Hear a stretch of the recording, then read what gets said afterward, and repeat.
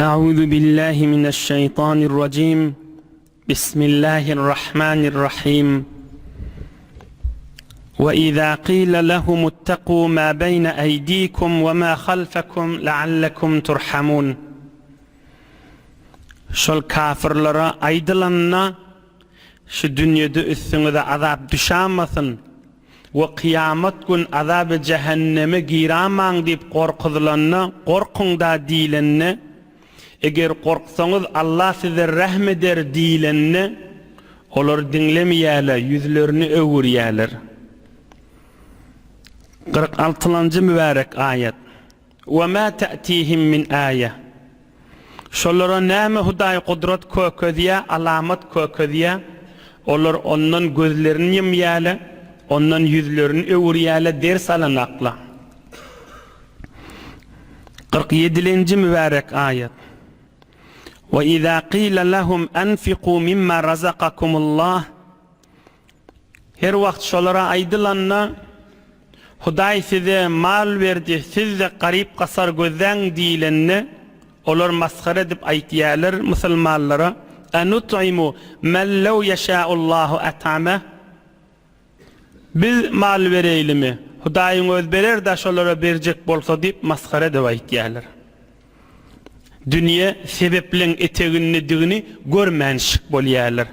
Meger ýokardan çörek ýagýamy, geçen hefte geçmedimi çörek ele gelýänçe 360 ýerden geçýär diýip. Öz eline gelýänçe çörek bir dewüm çörek 360 ýerden geçse, hop senni bir garip ben näber 361 ýerden geçsin. Näme şikaly ba? Meger Hudaý sen üstüne asmandan çörek ýagdyrdymy? O sebepler görmänşik bolýar, maskara etýär. Hudaýyň öz olary berjek bolsa berer diýip. In antum illa fi zalalin mubin. Nätirpäňiz azkyzpäňiz diýip kafirler aýtýarlar. Ve aýtýarlar, "Mata hadal wa'du in kuntum sadiqin." Aslan şu kıyamet haçan gelýär diýip zol şunu aýtýarlar. Hudaý Taala aýdýar. Hudaý Taala aýdýar. Hudaý Taala aýdýar 49-njy ayetde.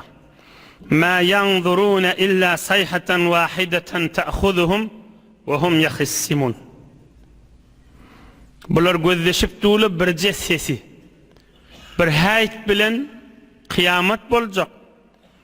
Ta'khuduhum wa hum yakhsimun. Bazılardan muamele etip duran yerlerini üstülerine kıyamet geler diýipdir.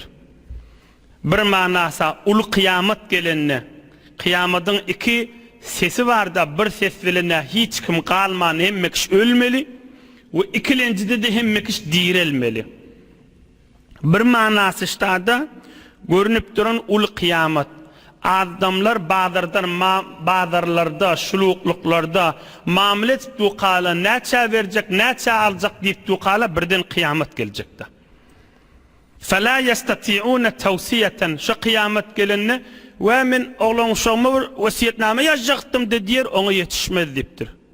وَلَا إِلَى أَهْلِهِمْ يَرْجِعُونَ. Ve bir oğluma aýtjakladymma diýer, oňa da ýetişmez diýipdir. Bir manasy kıyamet ve eteginnäki ders insanyň üstüne düşýän ölüm kıyamaty da.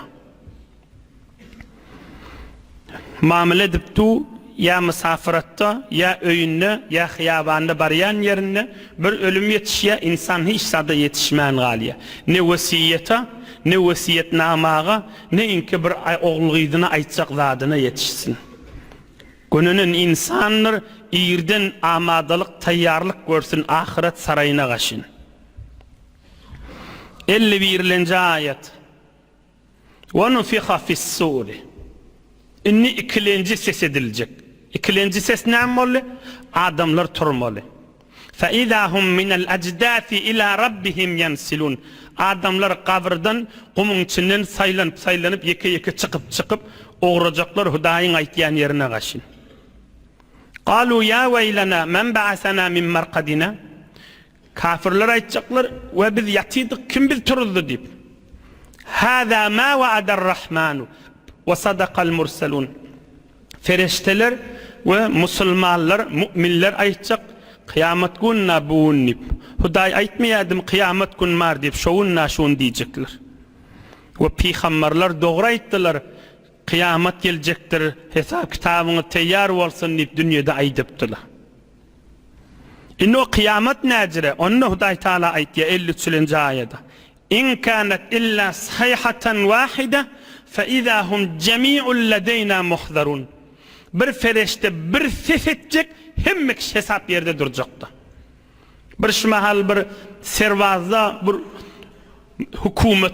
hükümeti yerde bir tüytük bilen, bir zikılık bilen, bir suut bilen hemme servazda sert durmuyor mu? Bir padganın içinde hemen. Huday Teala diye in kânet illa sayhatan vahide fe izâhum cemî'un ledeyna muhzarun. Adamdan Hazreti Adam'dan ta kıyamete çeli bir ferişte bir hüşt edecek hemme adamla sefe duranlar deyiptir. Bir kaçmanı, sırtmanı, bukunmanı, yaltanmanı yeri yoktu. Bir ses deyiptir. İn kânet illa sayhatan vahide. Bir ses filan evvelin ahirin adamları yüşürür deyiptir. Hiç kıyınçılığı yok. Ona yerlerden ferişteli kovmak gerek değil deyiptir. Hüşt etti hemme bir yana aldırakana sefe duracaktı. Hum Huday Teala taraftan فَالْيَوْمَ لَا تُظْلَمُ نَفْسٌ شَيْئًا وَلَا تُجْزَوْنَ إِلَّا مَا كُنْتُمْ تَعْمَلُونَ. Bunun hiç kime zulmedilmiyor. Her kim öz eden işinin cezasını görecek. فَمَنْ يَعْمَلْ مِثْقَالَ ذَرَّةٍ خَيْرًا يَرَهُ. Bir yerlerde var içinden Allah diyedin, dilini de getirmeyedin. Şonda soğuğa yüze çıkacak. Onu bir fırsatta Allah köklerine açıklar inşallah. Gel inni Müslümanlığın gurrunu. İnne ashabel cennetil yevme fi şugulin fakihun. İmanlı Müslüman adamlar cennete girip cennette hoşluklarına güymenecekler. Hum ve ezvacuhum fi zilalin alel araiki muttekiun. Zinanaları bilen kölgede tahtlara yaplanıp keyif edip oturacaklar. Lehum fiha fakiha ve lehum ma yeddaun. İnsana yokumlu meyveler ve heveseden zatlarını Allah onlara verecektir cennette. Ve ulu nığmatta selam kavlen min Rabbir Rahim. Cenneti adamlara Huday aytacak. Esselamu aleykum ya ehlel cenneh deyip. Ey cemaatler Allah'ın kelamışı. Selam kavlen min Rabbir Rahim. Huday cenneti adamlara salam verecek. Esselamu aleykum ya ehlel cenneh. Ey cennete girenler Huday'dan size salam olacak, hoşluk bolsun size diyecek. Esselamu aleykum ya ehlel cenneh. Huday Teala cenneti adamlara aytacak. Ey cenneti adamlar Huday'dan size salam oldu deyip. Huday Teala hemmenize cennette şu Allah'ın kelamını sesini işitmek nesip etsin. Emme kafirler وَامْتَازُ الْيَوْمَ اَيُّهَا الْمُجْرِمُونَ. Ey kafir günahkarlar, saylanın beyrek geçin. Doğduğa kaşın siz gitmeli. Elem ahad ileykum ya bani Adem alla ta'buduş şeytan. Ey Adem oğlu, sizden mekam vade alınmadı mı şeytanın diyenini etmen, şeytanı Huday diyemen, şeytanı itaat etmen deyip. Görünüp duran düşman şeytan. Ve en i'buduni. Bana ibadet edin deyip aydılmadı mı? Yani Allah'a. Hâzâ sıratun mustakim. Ak yollar şey. Allah'a bende olmak ve şeytanın sürü söfük idine düşmesizlik. Ve lekad azalla minkum cibillen kesira. Efelem tekunu taqilun. Kan adamları toforlar sizden azdırdı. Fikretseniz olmuyor mu? Akledem olsanız olmuyor mu? هذه جهنم التي كنتم توعدون اصلوها اليوم بما كنتم تكفرون. Ene size cehennem madı değil ya şu cehennem giyri verin şuna kaşın siz kafir olunuz değilecek. Ahirki mübarek ayet.